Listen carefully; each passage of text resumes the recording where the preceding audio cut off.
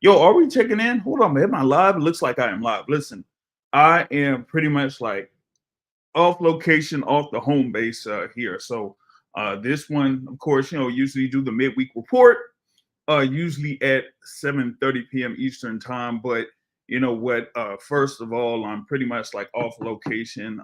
For those that are, following War Week boxing, there we had Real Boxing with Ronnie Shields yesterday.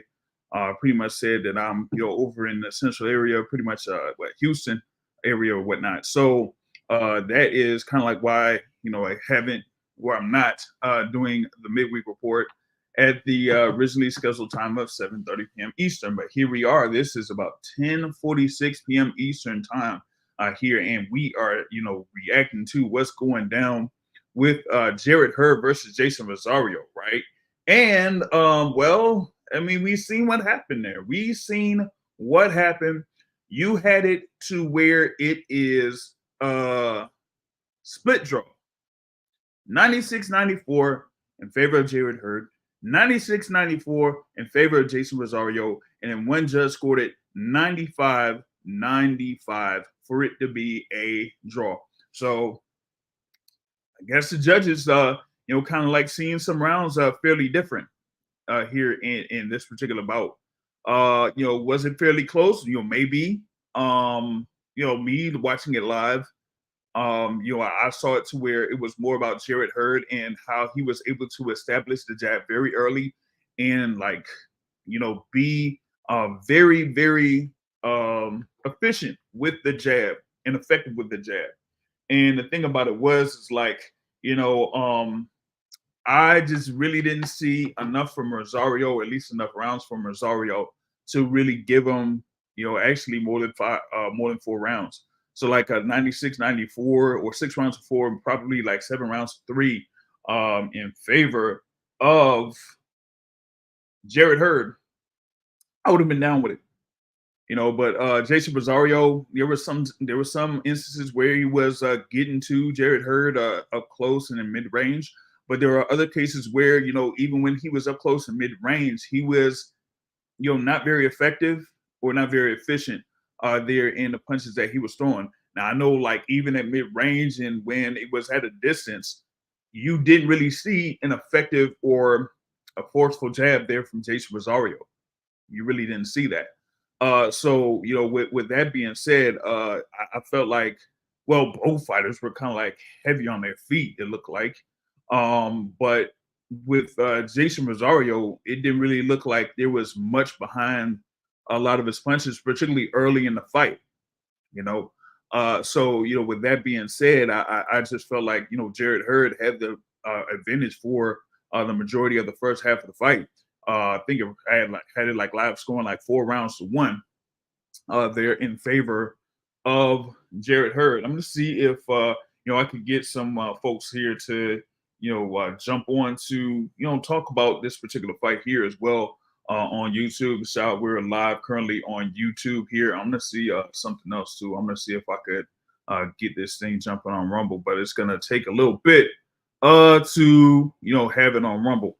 But with that being said, there, I just felt like, this thing was a crossroads bout. That's why, I was really looking forward to it. That's why I was really looking forward to the results of this particular fight. You know what I'm saying? So, think about it is like, hey, I mean, I just wanted to see what these fighters were going to do. This was a crossroads bout, for both of these fighters. I know that they had been, the former unified champions at 154 pounds, right? And with that being said, that is why y'all wanted to see like what they were going to do in this particular bout. And I was kind of surprised to see what was going on here in this particular bout, with that being said, that was why, I kind of like said, like, hey, either one of these guys, if they're gonna be able to get through this particular bout, right? then they will be able to, move from that and get more successful. Shout out to Jay Pylon, man. What's going on? He says it was a robbery. Hey, they robbed him like they robbed Madrimal of his win over, but you know what? Shout out Jay Pylon, man. I think you're still mad that they took it away from Madrimal because you picked Madrimal for that win against Terrence Crawford. Oh man, hey man, shout out to my guy Jay Pylon, man, giving us support here, man. But yeah, we had picked Israel Madrimov to get that win over Terrence Crawford, but hey, and judges just thought otherwise. But yeah, in this particular fight, man, at least for that first half of the fight, I was really impressed with Jarrett Hurd and how he was approaching this bout against Jeison Rosario. He really, usually was he usually moves forward, usually establishes himself as far as like putting his height, reach, and weight over his opponents here. And in this particular bout, he just didn't see it there against Jeison Rosario. He just established a jab and just worked from that jab. And at spurts, he would throw combinations off that, but it was almost like he was a boxer. And he, worked like a boxer and then worked off of, counterpunching what Jeison Rosario was doing. So you've seen a couple of lead right hands there from Jarrett Hurd.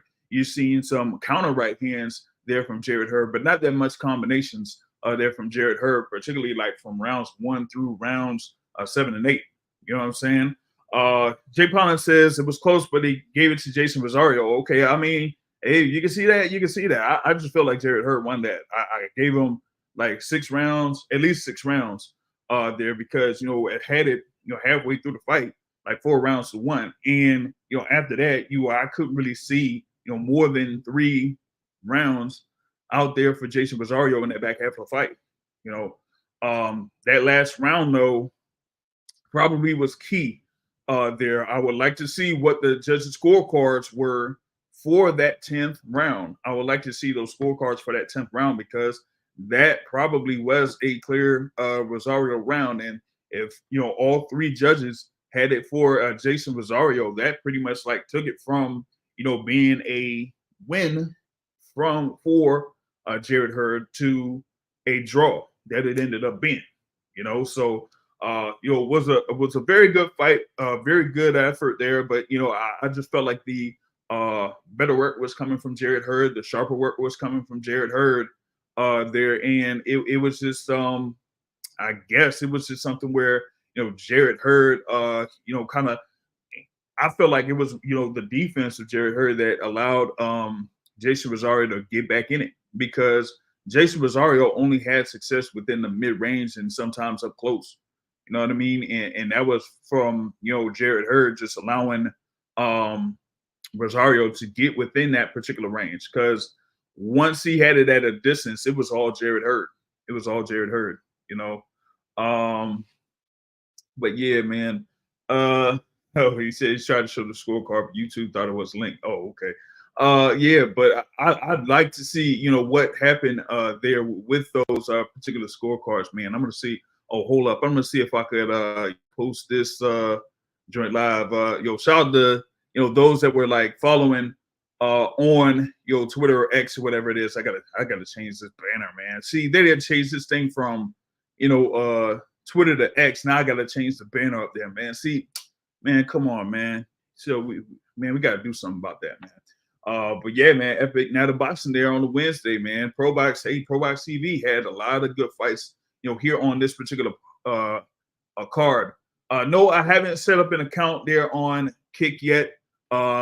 See if I'll be able to do that as well. So I'm gonna work on that when I can, so that I'll be able to be on Kick, because I know that there's been some things going on with the tube. So we're gonna see about having an alternative means of having the boxing source content on the channel. So we're gonna be working on that here in this particular instance. But with that being said, I would like to just have it there on at least here on the tube, and on Rumble here as well, because I recently had just got on Rumble. You know what I'm saying? Let me see here, man. But I'm gonna get this thing cracking and whatnot. But like I said, I felt like it was a very good scrap here between these two fighters. And at least in that first half of the fight, though, I really thought that Jarrett Hurd looked like he was going to, really emphasize, his, his style, so to speak, as far as like his past style, to kind of like overwhelm Jeison Rosario. But hey, props to Rosario. He had Bob Santos in there as his trainer, and you've seen like some of the adjustments that Jeison Rosario was doing there midway through the fight.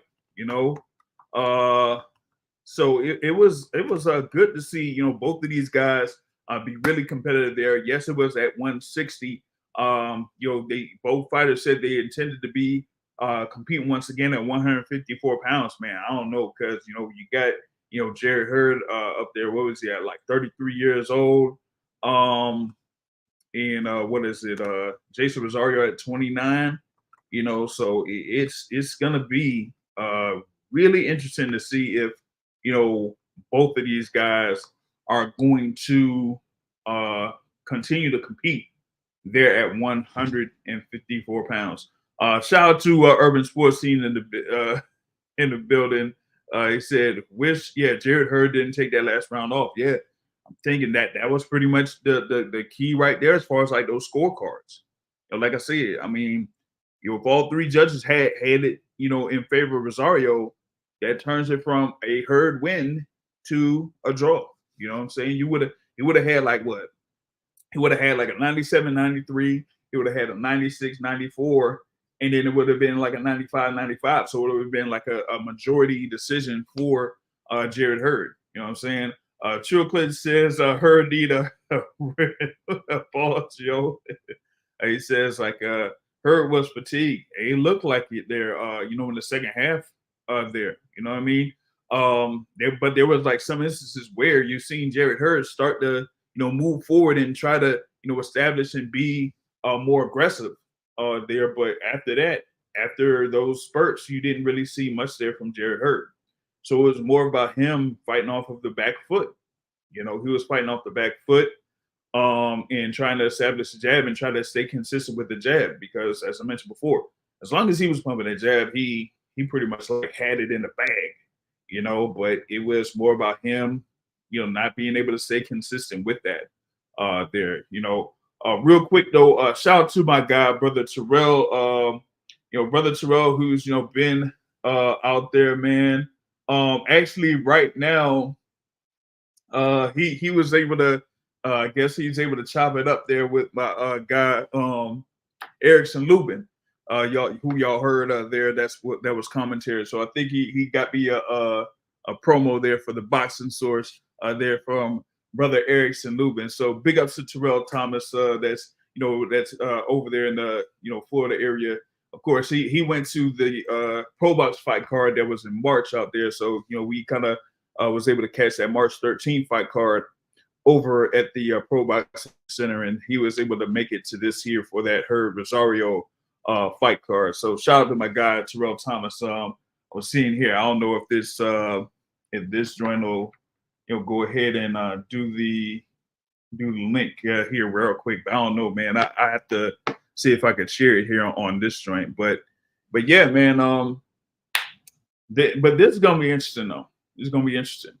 Shout out to my guy Ray, Urban Sports Scene. He said, thought this W would earn him a shot at Jamel Charlo. I mean, maybe it could have, but this kind of like halts things a little bit. And with Jamel Charlo, I've mentioned this before. Jamel Charlo is still standing as the WBC champion in recess for the 154-pound division. So if he says that he is returning at 154 pounds, and if he gets back in the ring this year, it would be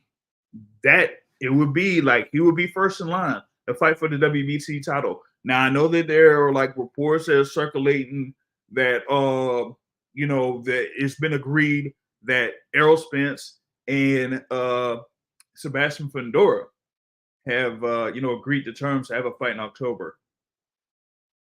Hey, I gotta see something from the PBC for that. I gotta see something from the PBC. If I don't see anything from the PBC in reference to that, I ain't running with it.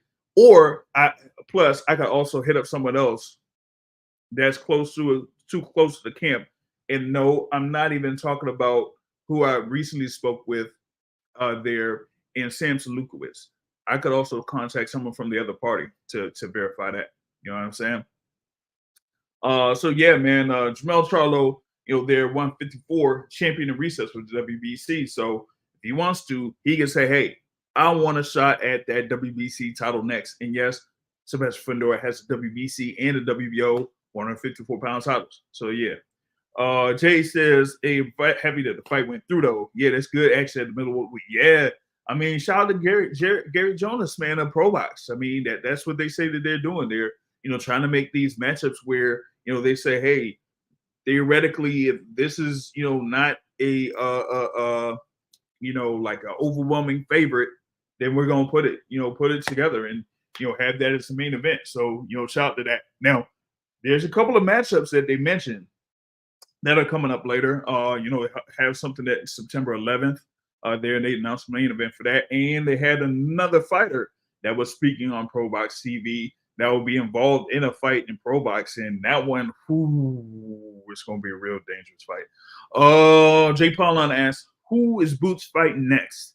Well, there's been some speculation in reference to Jerome Boots Ennis, and it comes from the recent IBF rankings. The IBF had recently put Karen Chikazian at number 1 in the IBF. Yes, that Karen Chikazian that Boots Ennis defeated last January. Now, yeah, Eddie Hearn mentioned that, the IBF made Chikazian the mandatory challenger, mate. I don't buy it. You also have Conor Bennett number 3.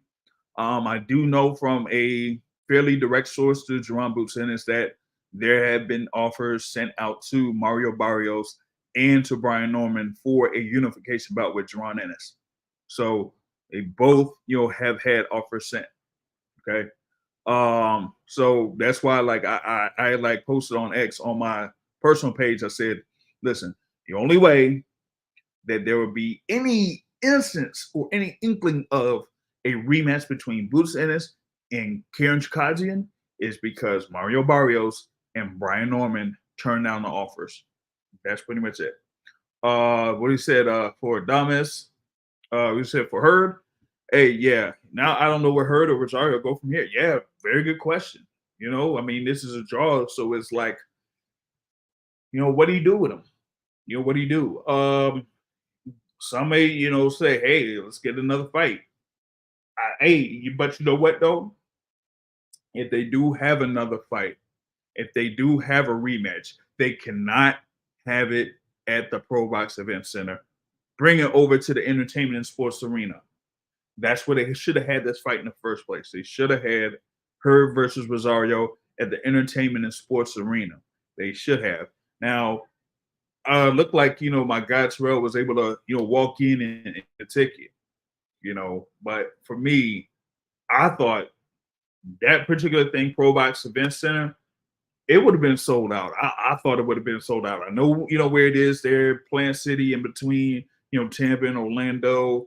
You got to go on I-4.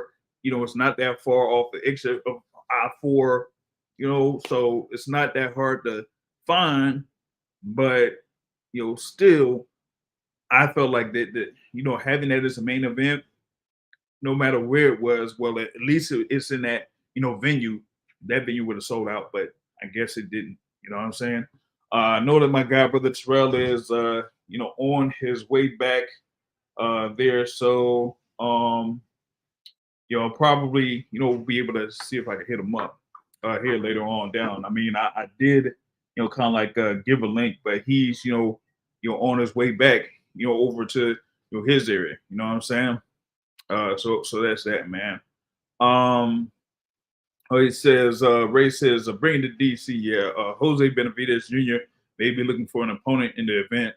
of a rematch when they could face him. Well, I don't know where Jose Benavidez is at this point. I don't know if he's at 160 or 168 or whatever.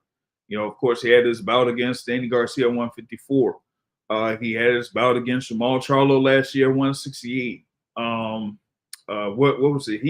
He had that other bout that was at the MGM National Harbor as well, but I forgot what weight class he was in that one. So it's very interesting how this thing kind of turned out there. You know what I'm saying? But I want to see like what happens with both of these fighters. I don't know if you'll be able to do it, Ray, or if I have time to do it. Once Jarrett Hurd gets back, over to the DC side, we got to be able to hit him up to get his reaction to what's going down. Or I don't know, maybe if Brother Terrell is still out there around the Pro Box Center, if he's able to get in contact or try to chop it up there with Jarrett Hurd to see what Jarrett Hurd says about the fight. But it looked like he caught Erickson Lubin outside of the venue, I guess, after the fight. So but props to Brother Terrell getting in the the little clips in there for the boxing source. I had shared it there on Instagram through the boxing source on Instagram there. But yeah, this one was a good, very good fight there. Like I said, crossroads bout and whatnot there for both of those fighters. But with it being a draw, man, it's like, ooh, man, it's yeah, when it's like that, it's like not as definitive. You know what I mean? So it's like y'all said, what do we do from here with both of these fighters? I know with Jeison Rosario, like it was he was bouncing back and forth there with a lot of the key fights that he had, against the Brian Mendoza, against the Erickson Lubin, that was there in the tennis, against the Jamel Charlo, where he got stopped by that body shot where he just went almost like in a near seizure or something. So we had to see like where he would be at this particular instance. Now, they say that this bout was around 160. This is like a 168. Both of these fighters were above 160 for this bout tonight. Both of them. So I know that they mentioned, hey, being at 154. I don't see it. Not if you're weighing in at 164 and 162.5 respectively. Them being at 154, I don't know about that. I don't know about all that. You feel me? So that being said, I gotta see like what the plans will be for both of these guys. I say, what, if they're able to agree to have a rematch, make that thing happen in DC, and let's see if we can have it. I don't know, man. Maybe in December or something. Bring it to the entertainment and sports arena in December if you can. I wouldn't mind that at all. These guys had had a good amount of time since their last bout, or at least for Jeison Rosario. Jarrett Hurd had been there in Pennsylvania for his previous fight back in December. So yeah, I would want to see these guys get back in the ring ASAP. Like, I mean, this was something where I mean, look at it. Like, if I could, this thing is likely over or whatnot. But they had up to 3,000, over 3,000 people watching live there for Pro Box. So that was easily their most viewed live boxing thing. You know what I'm saying? So you do have that, man. Let me see. He said 32,000, at least 32,000 views on this thing, man. It should have had much more than that. Like, you got two guys that were unified super welterweight champions going up against each other. They were notable there in the super welterweight division. Like I said, super welterweight division from 2019 through 2022 plus, that was like, one of the, more talented and deep divisions out there. And they were part of it. They had somewhat of a lineage there. You had the thing there with Jarrett Hurd and was able to unify the titles. Then he lost to Julian J. Rock Williams. Julian J. Rock Williams had his fight in Philadelphia against Jeison Rosario, ended up getting stopped by Jeison Rosario, and then Jeison Rosario got stopped by Jermell Charlo, who eventually became undisputed champion at 154. So they had like a lot of action at 154, and it's still active right now. And these two fighters, if they're able to do it, they could still get back in the picture. But yeah, with them being over, 160 for this fight, yeah, nah. Maybe you were saying something there where you said Carlos Adames. Yeah, I mean Carlos Adames might be it because hey man, we seen that Carlos Adames fight his last fight. You know what I'm saying? And he fought a guy. Well, I think Adames was at 154 at one point too, right? So he was able to have his last bout there on that Tank Davis card, right?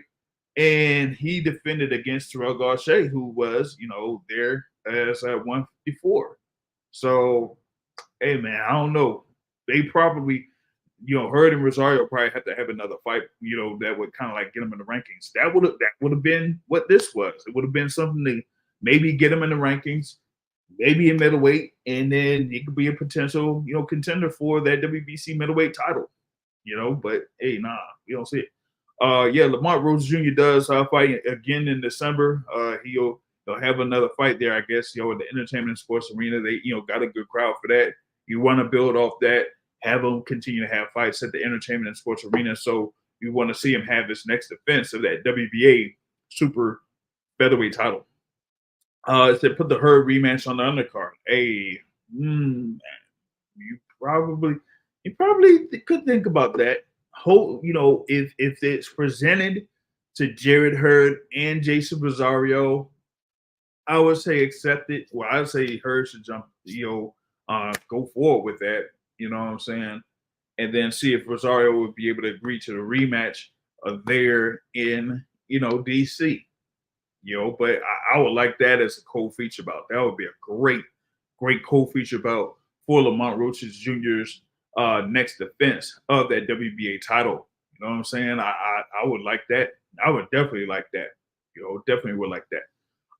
But I'd say here with this one, yeah, it was just Jarrett Hurd in that second half of the fight. His overall activity just wasn't quite there as far as like the jab. Being as active with the jab, because every time he was very forceful with the jab, he couldn't miss, and you seen Rosario's head just snap back every time, every single time. And he was also, Hurd was also sharp with the counter punches, and at times with the lead right hand. It was just that he couldn't stay consistent with that type of style. I mean, that was like, you would kind of like see that was something that he was just trying to get used to. That it was something that was, fairly new for him. We seen him, over the majority of his career, kind of like build on accumulation, build on, wearing his opponents down, being active with his punches, and then just overwhelming his opponent and getting them tired in order for them to eventually just succumb to the amount of punishment Jarrett Hurd there. But here in this one, he didn't necessarily have that style from the beginning, and it was just something where he wanted to kind of like send a message that, hey, I could box, I could work off my back foot, I had the reach advantage, so I could just see, I don't know, maybe he was fairly wary of Jeison Rosario's power, maybe, because remember, the other thing with Jarrett Hurd was, the critique of Jarrett Hurd was his lack of defense. So if he was, I guess moving forward, from the beginning and, trying to go forward and get to Jeison Rosario, and maybe Jeison Rosario would throw some counter punches that might, buzz Jarrett Hurd, and that would have been something that Jarrett Hurd would have dealt with here in this particular fight. But, like I was saying, Jeison Rosario, especially in the first half of the fight, you really didn't see much from him as far as like enough behind his jab and the number of his power punches.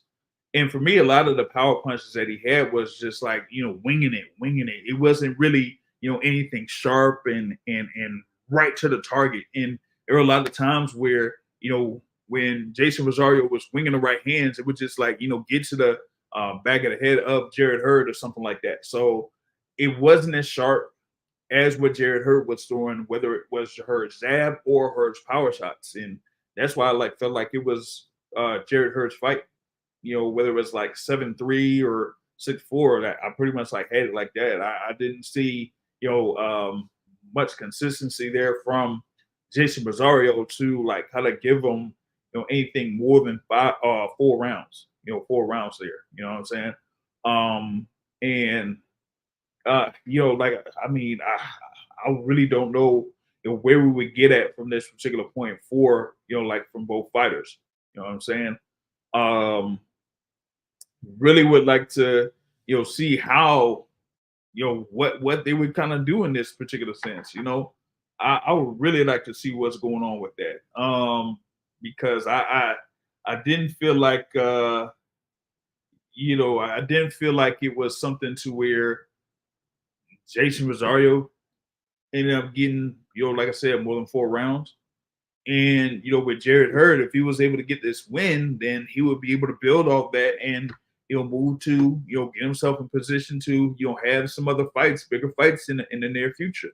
I mean, we just seen what happened with at least one fighter that was competing on Pro Box TV for the last few times there at the the Pro Box Event Center there at Plant City, and Angelo Leo. He was able to build his record, get 3 wins, and that set him up for a fight for a world title in his hometown over there in New Mexico against Luis Alberto Lopez. And he was able to, get as of right now, that's clearly the knockout of the year, over Luis Alberto Lopez there for him to win that was the IBF title there, so, here in this one, with Pro Box, it's like, hey, depending on who you have up there in the main event, you might be able to eventually see them get in position to, have a big fight or fight for a world title.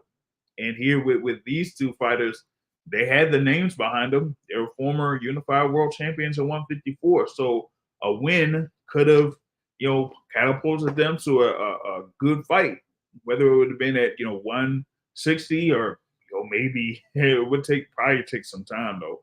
It would probably a fight at 154, but ended up being a draw. And yeah, with that, it just kind of takes things off there, man. Yeah, this is about what 11:18 Eastern time there. So yeah, this is really late here for the midweek report. I'm gonna see if I could get some other folks here to jump on this conversation if they can there. So I'm gonna see how I'll be able to get that going. I'm not sure if people are able to join in now. If you're in the live chat here on the tube here, so I want to see if we could get that cracking. I'm gonna see if I could share that link there or whatnot.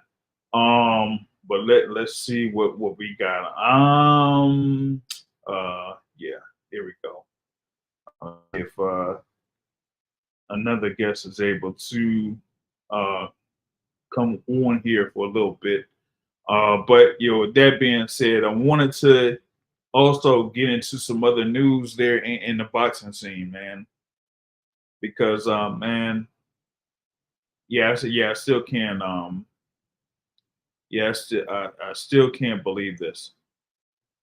I still can't believe this. Shakur Nafisa Heat Stevenson. Yeah, I was talking about this yesterday on War Week Boxing. So the reports are out there that Shakur Stevenson and it's basically been announced there on Turkey Al Sheikh's page that Shakur Stevenson will be involved in the Riyadh season event in Saudi Arabia on October 12th. And he'll be facing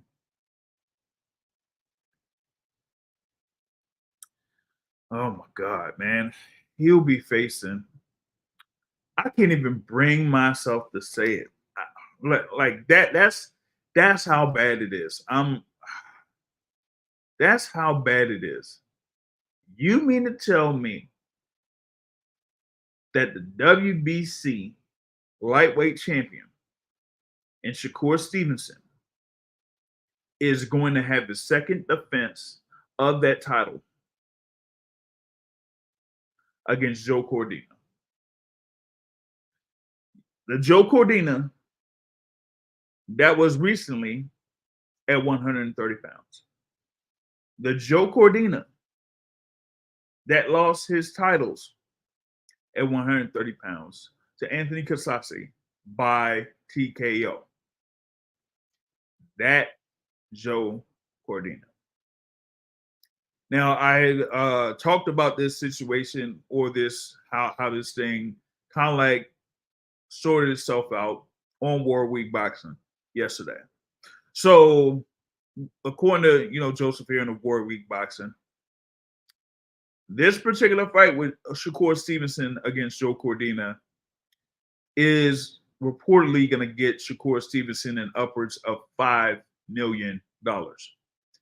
Now, we know about the story with Shakur Stevenson leaving Top Rank, $3 million, pretty much average $3 million per fight. Wanted a little bit more, look for a little bit more there, where Top Rank wasn't able to get it. Was shopping around, maybe with Golden Boy, talking with Golden Boy. You would talk with, of course, Eddie Hearn of Matchroom Boxing. He was there with Eddie Hearn last month for that Boots versus Avanesian fight in Wells Fargo last month.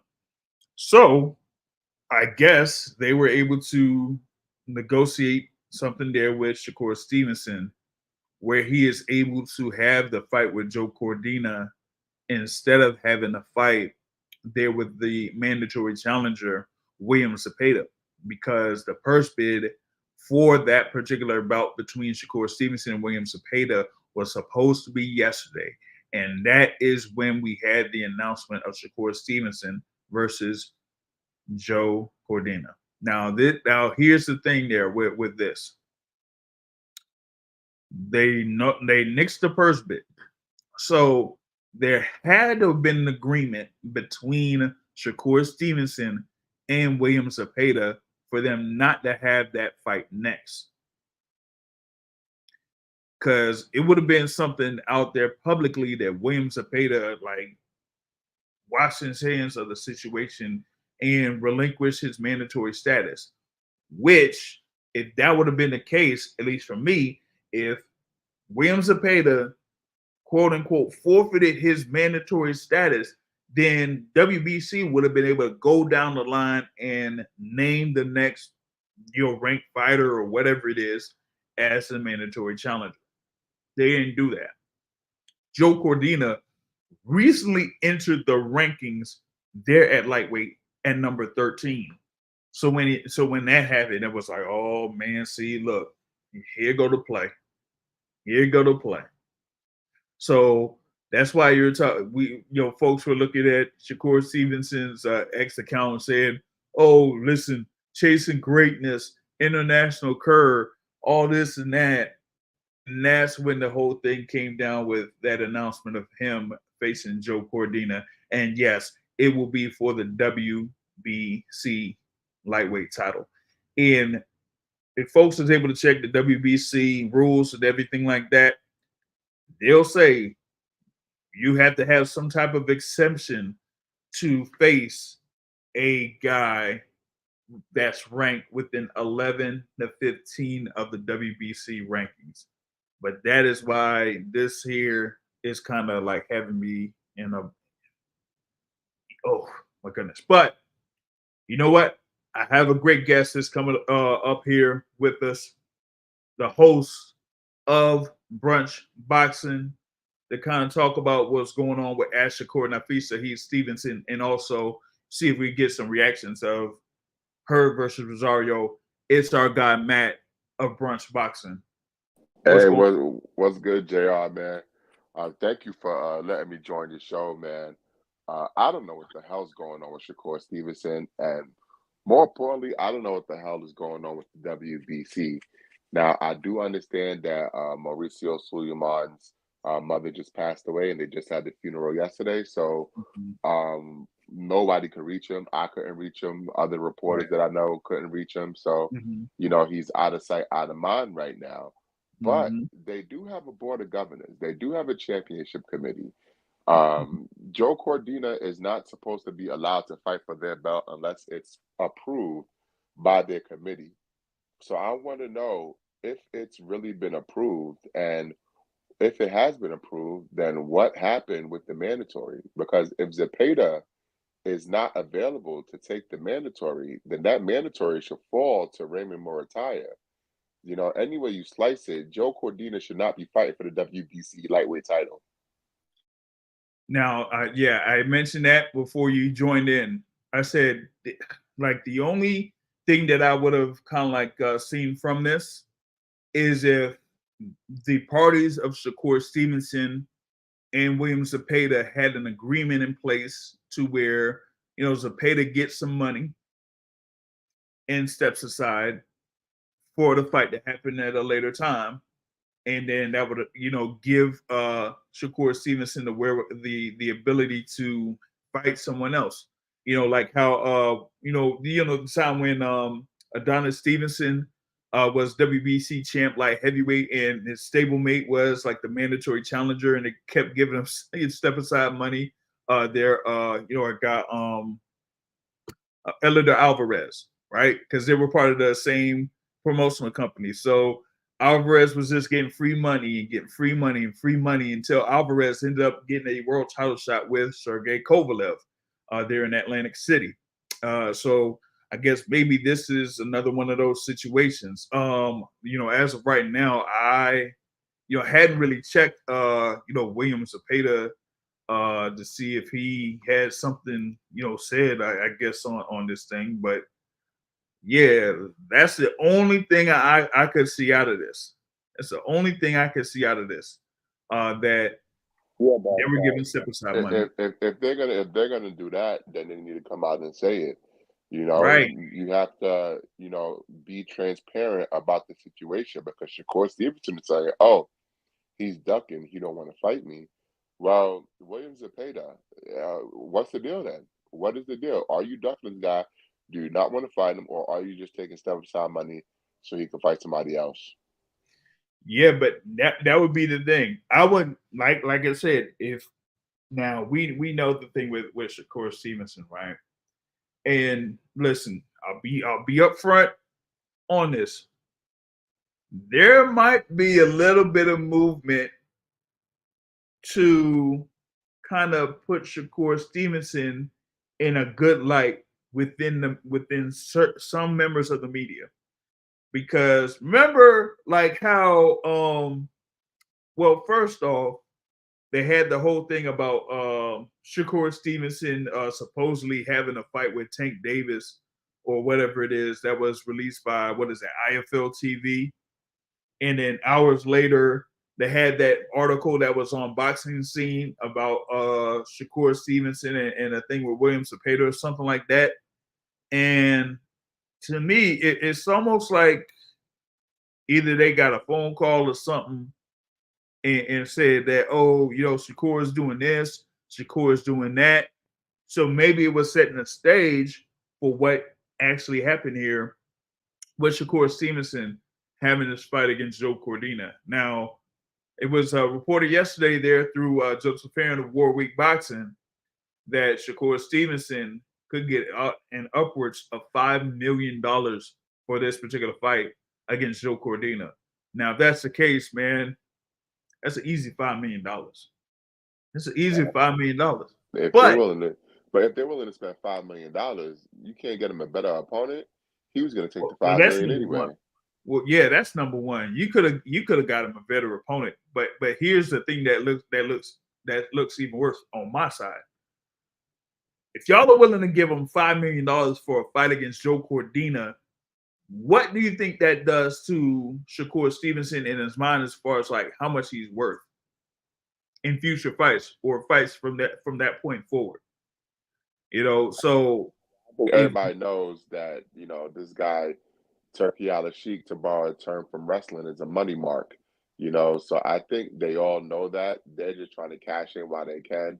But Yeah, they know that once that Saudi money dry up, then it's back to regular business. yeah, yeah.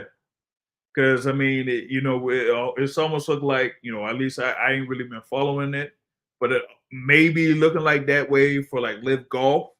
You know, um, I haven't really heard much about the thing there with Saudi and soccer. But they've been putting in their money, investing a lot of money in sponsoring stuff for Top Rank and Golden Boy, and having their name stamped with the WBC and the WBA. They've been involved with that undisputed video game that supposedly is going to be fully released in October.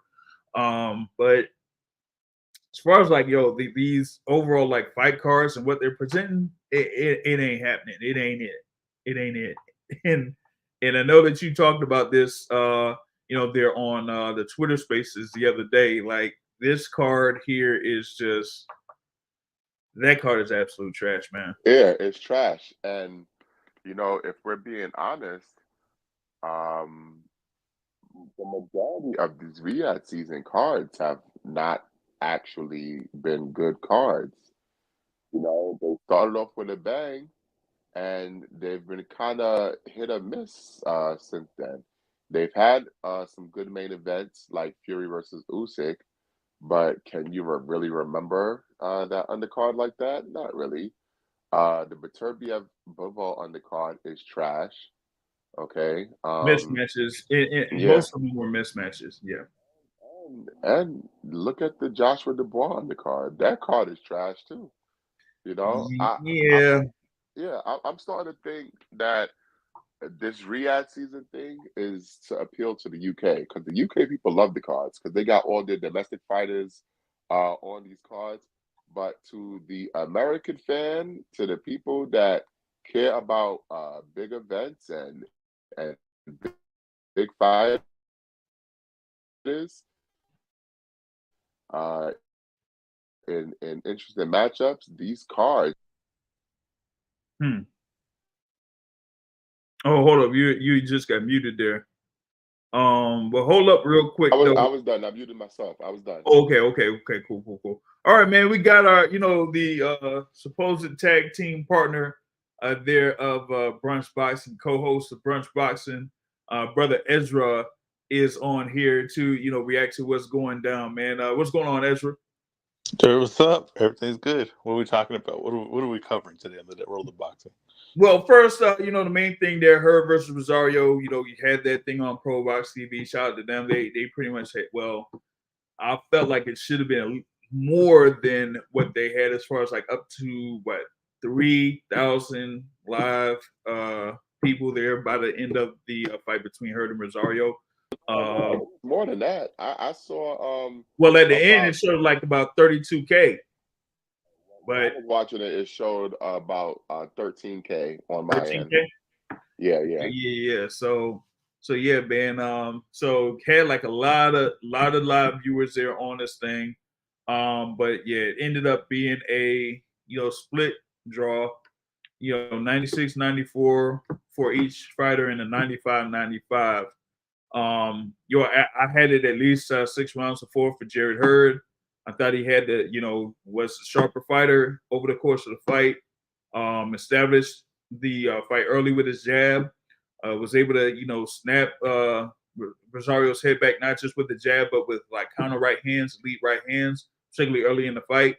Rosario had like some spots, but it was like he was very sloppy there with a lot of his work in this particular bout. But that 10th round though, pretty much like had the thing basically in the balance. But if Jarrett Hurd would have won that round, it would have been a decision win for him. But it looked like a clear Rosario round. So that kind of like what's the difference there? So Ezra, any thoughts of that fight here real quick? Yeah, it's not, I mean, I think both guys are past it, obviously. I think they're both past it. I thought Hurd, should have probably took that fight in the second half. He really got the weird thing is like from the guy who he was at his best, was a guy that would break you down. He was going to take damage, but he was going to take damage and put damage on you, and he'd be right there in the pocket with you, just breaking you down.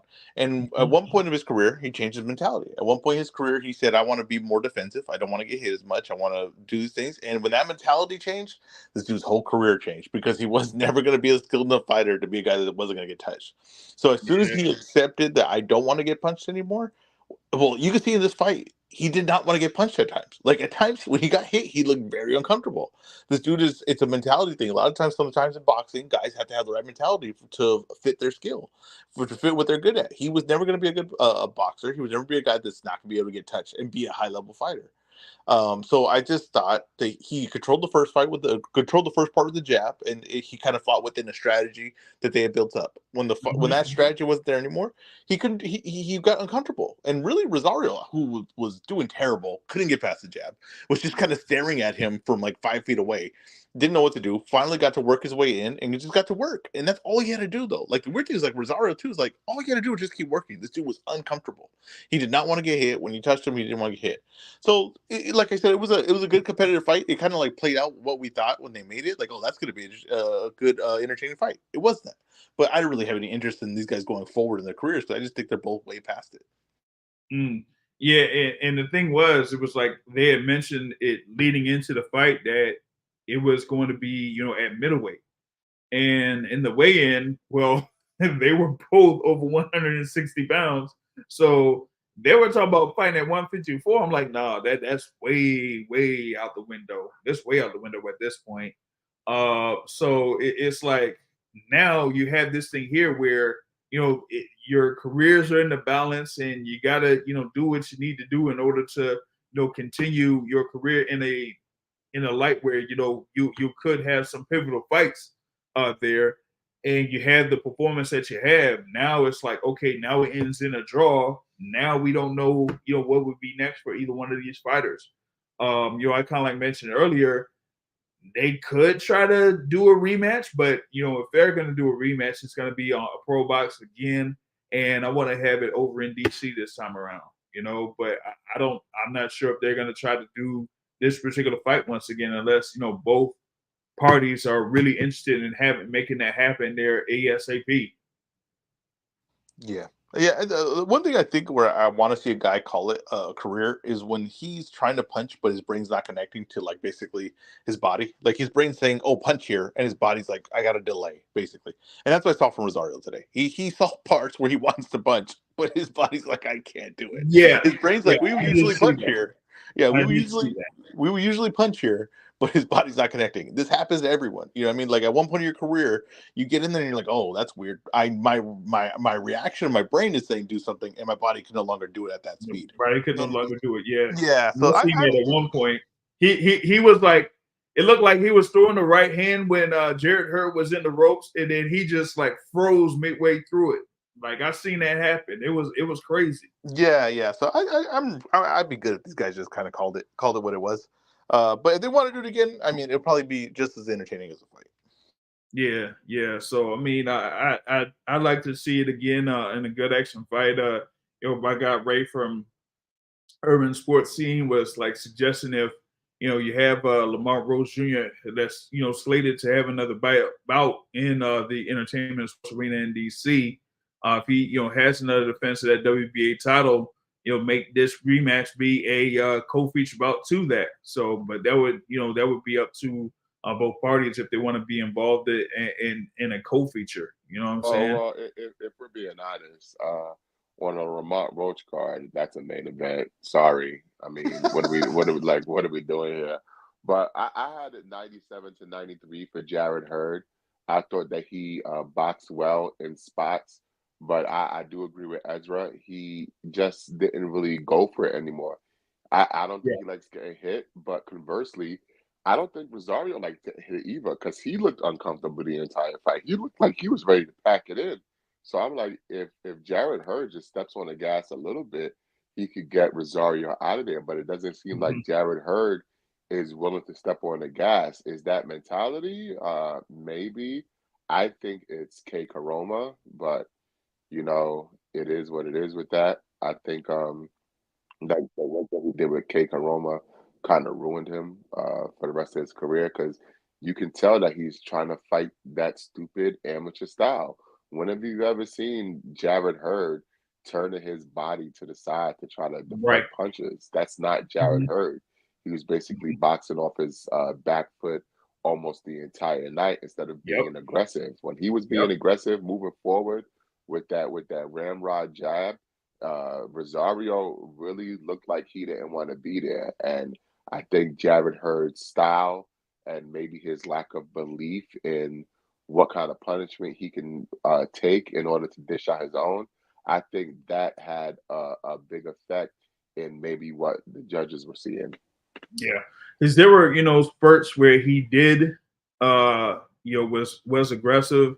There was throwing combinations, or instances where he was moving forward, but he just wasn't consistent with it and stopped that. And then after a little bit of offense from Jason Rosario, Jarrett Hurd went back to going on his back foot, moving back, and just throwing the jab and throwing the jab, where he could have tried to up his offensive output and just try to wear down Rosario, because like I was mentioning earlier, yeah, Rosario was like more active when they were up close, but he wasn't that accurate to me, So I'm like, you're the sharper puncher. You're the one that could really get more out of your punches with the accuracy from them. So why not go ahead and press on the gas and wear down Jason Rosario there at that particular point. Yeah, I 100% agree with that. But I would like to see a rematch if they want to do it. What I think Pro Box should really do, maybe they should like maybe invest a little bit more money and try to bring Tony Harrison and J Rock into the mix also. Maybe get Mm, these washed junior middleweights all together at middleweight because let's be honest, the middleweight division is absolutely trash. trash. So maybe what these guys can do with Pro Box is fight a round robin, and whoever the last man standing is could have themselves probably a title shot at 160. I'm not sure if you guys know who Art LeBeau is, but Art LeBeau does like the oldies, especially like he's well known over here on like the West Coast.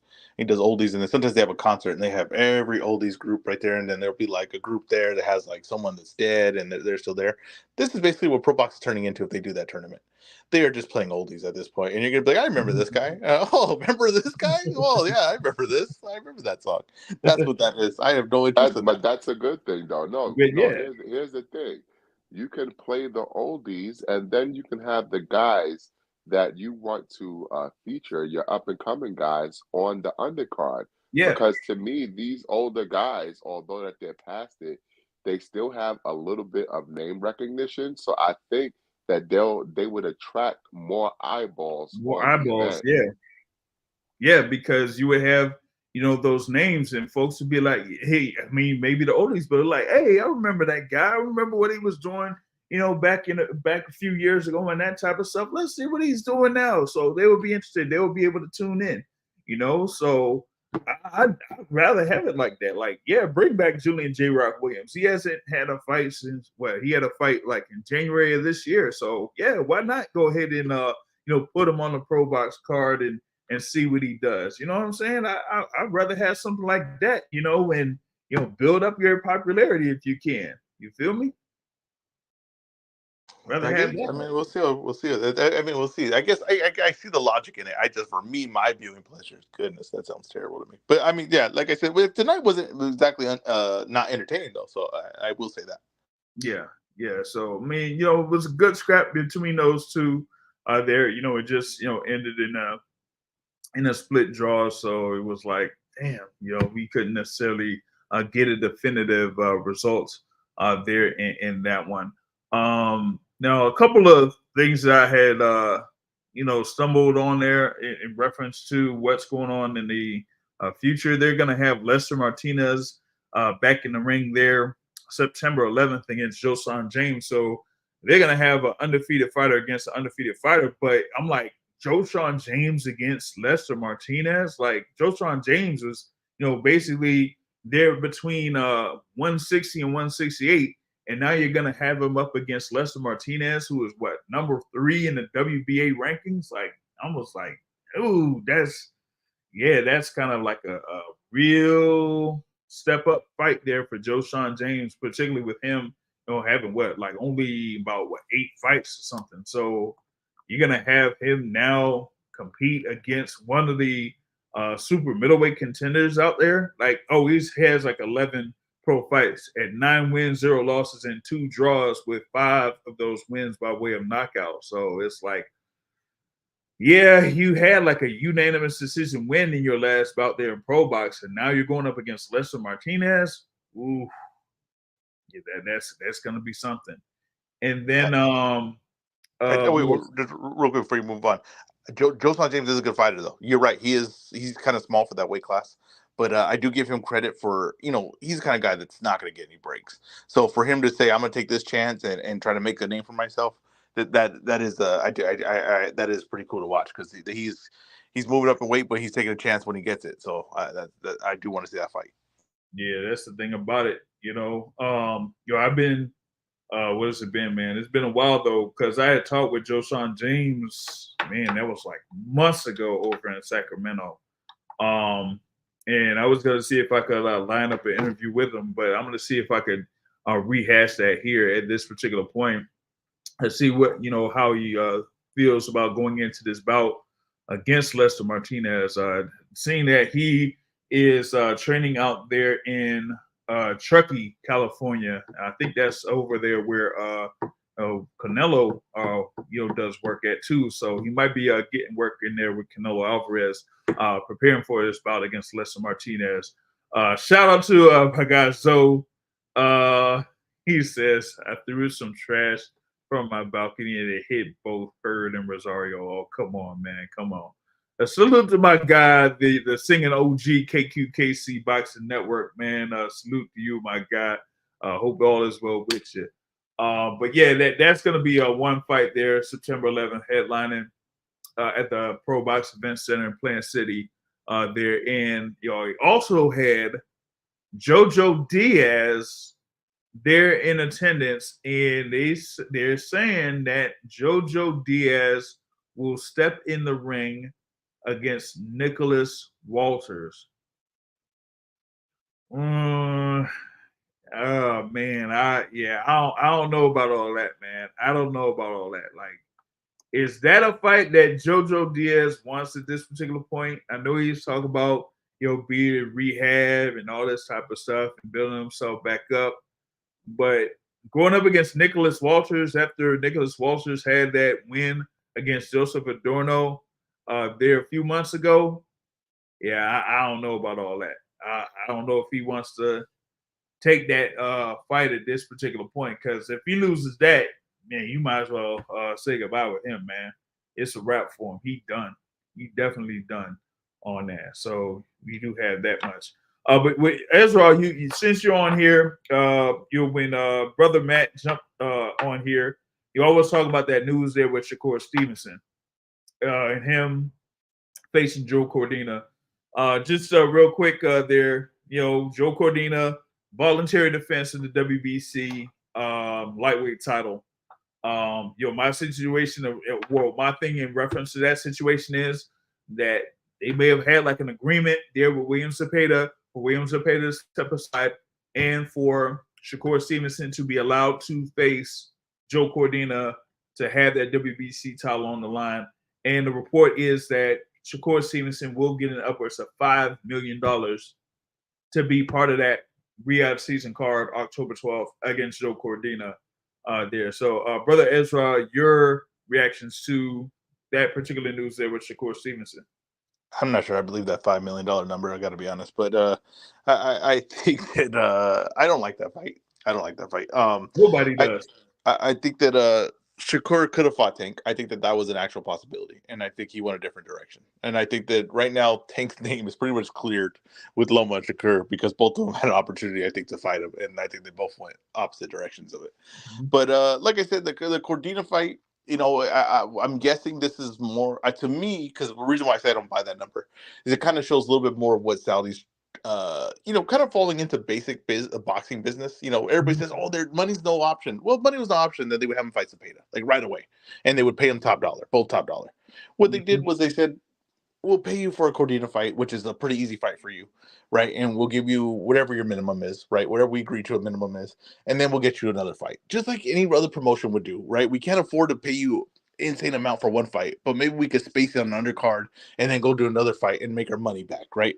So I just think that really this kind of the more of the story here is Saudi's just kind of showing their business model. I'm not necessarily saying that this is a bad thing. Maybe this will work where they put on, a good main event and then put some names on the undercard, and maybe that does work, and consistently people tune in for that.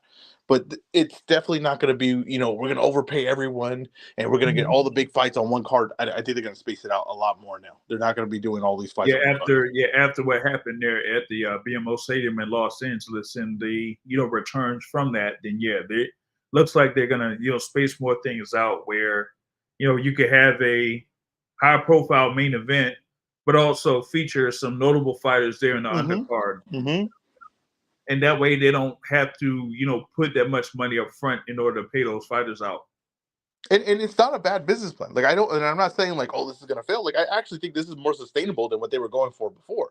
Because if you could spread it out more, you keep in the conversation more. So the one complaint that I did have for the LA card was there was so many fights that happened that night that some just kind of like we just never talked about again. Like it's just like Ruiz Miller was never talked about again because so many fights happened after that you were just like, we got to talk about this, and those fights kind of disappeared. I don't think that's a good idea business wise to have something where you don't talk about. So you could have put Ruiz Miller and in one of those other fights on a different card and kind of just spread it out throughout weekends, right? And I think that's what they're going to do now that they have Top Rank, Golden Boy, Matchroom, and Queensberry to make happy. They're going to have to spread it out a little bit more. So we'll see how that plays out.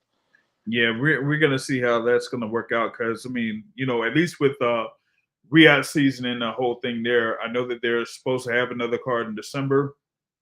I'm not sure if they're going to have one in November, but at least you'll have the September card in the UK, October in Saudi Arabia, and then probably another one in December in Saudi Arabia, something like that too. So it remains to be seen how they're going to work things out, if they're going to be able to spread these fight cards out to where they'll be more solid each time that they do it, instead of having something where it's like we're going to see here on October 12th, where the main event,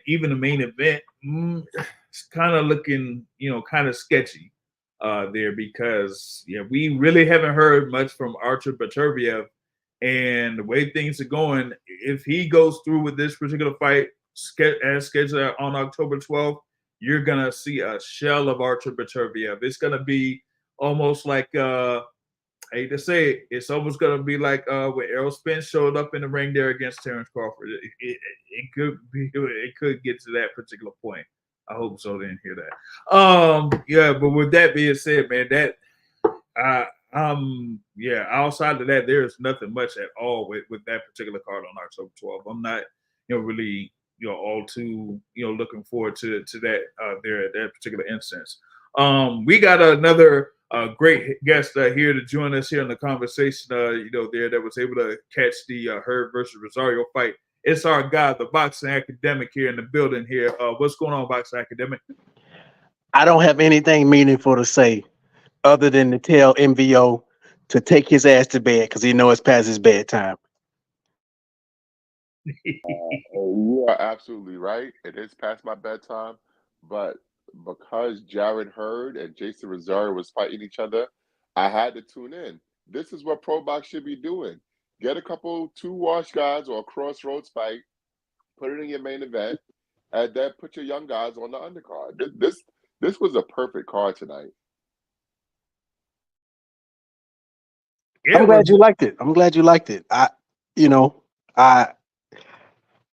I wasn't mad, but I kind of wanted both guys to give more. Like I get it. They both are probably at the point where physically they're getting to where they're at their breaking point. Not saying they are at their breaking point, but they're closer to that than they are to their glory days. And And you can see that. You can see that in their performance. Yeah, some of it might be training with Jarrett Hurd, where he's like trying to implement stuff that he hadn't really learned yet. But and that might be a good idea to preserve himself, but the wrong style, that ain't gonna bode well for Jarrett Hurd. Or Rosario, based upon how he was like not letting go the trigger. He wasn't really letting go the trigger either. Both of them. Yeah. It's like shell shock. They both kind of like shell shocked in a sense. Yeah, Ezra mentioned earlier there with Jeison Rosario, because like he had a point where he was about to throw a right hand and he almost like froze right there when Jarrett Hurd was on the ropes at one point. And it was like, yeah, he wouldn't necessarily pull the trigger in some of those cases there. But you kind of like seen that from both fighters. So, I do appreciate them fighting. But it felt more of a pace like they were sparring more than trying to, like, in my opinion, really like beat each other, Or try to, go for it. Yeah, and they are older, so let's just put that in there. So, and I'm appreciative of that we actually did see them fight, but I just kind of wanted to see more.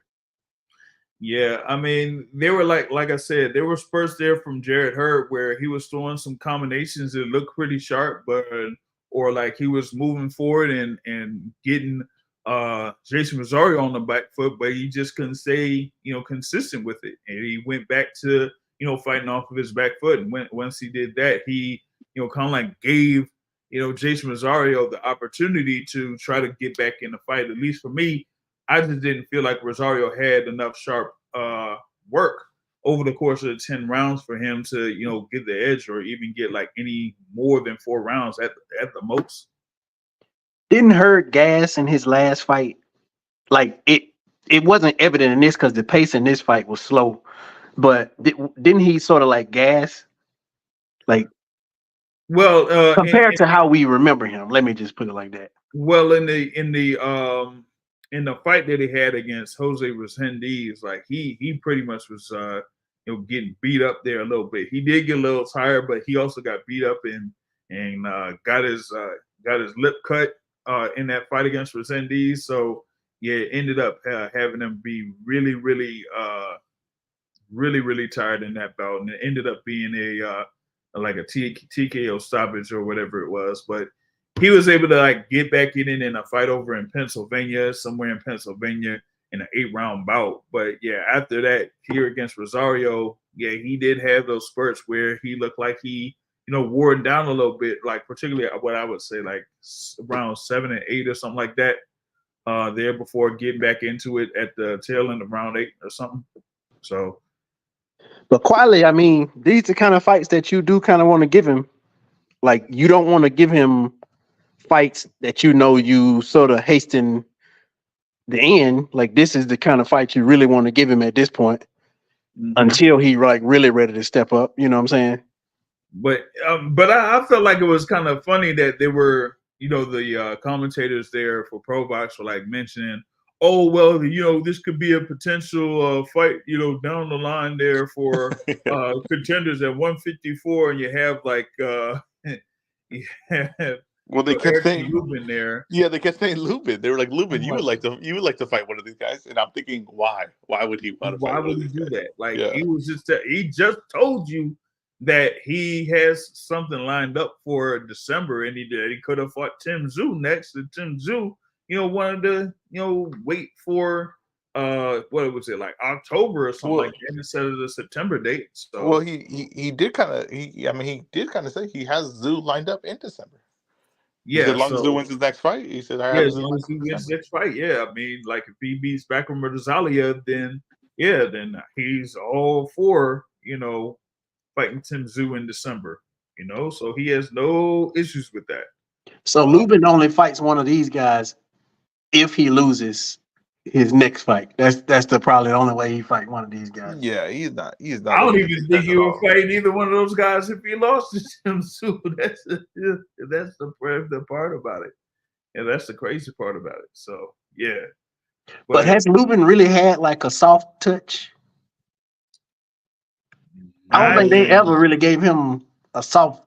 And I'm not saying these guys are soft touches, but I'm saying compared to him being up against the 8 ball, whatever that saying is, I think maybe Gaucher was meant to be a soft touch, but he got hurt a few times in it. But I think that was maybe meant to be like a little bit of a soft touch. I don't know, but yeah, maybe not. He's been kind of tough. I don't know. Right. Maybe, the Luis Arias, after his loss to Fedora, maybe Luis Arias was supposed to be, a soft touch thing or something. I don't know.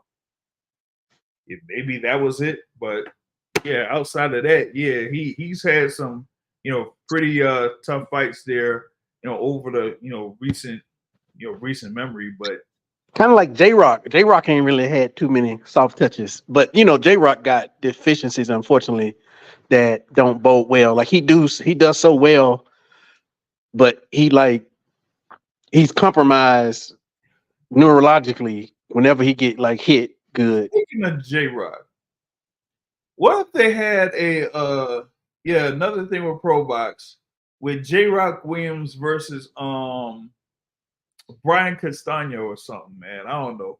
Something like that. If you're gonna have these former champions at 154, why not have Julian J-Rock Williams versus Brian Carlos Castano? Well, no, so you guys were talking about like just getting all like like basically oldies, right? Get the guys that were a little past it, but could still put some good fights on. So I'm thinking, okay, what good fights could you make of that? How about Colbert Hector Garcia rematch? Can they get a Colbert Hector Garcia number 2?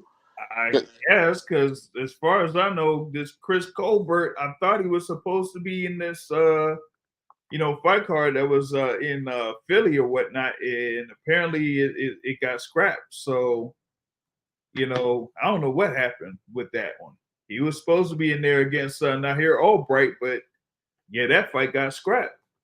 Yeah, give me Colbert, Hector Garcia. If we're gonna do these fights, because I don't think those guys I don't think they're past it, but I don't think they're like top.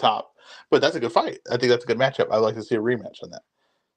Yeah, maybe they could try something there with that, man. I don't know, but that could be a good idea there for Pro Box. But I think Pro Box will eventually have some more cards outside of the Plant City area, not just with the Lamont Roach Jr. Bout that's going to be in DC again, but probably some other things as well. So we got to see how that goes with that, man. But yeah, that's mainly thing what I had. Academic, you got any thoughts on Shakur Stevenson fighting Joe Cordina? Not really. I mean, I know Joe Cordina, but I don't know enough to where I can speak on it intelligently. Gotcha. I think we're gonna get more research there from the Box Academic and references, and he'll get back with us here later on down the line as we get closer to the bout schedule for October 12th there in Saudi Arabia for that Riyadh season card. But that's mainly here what I had.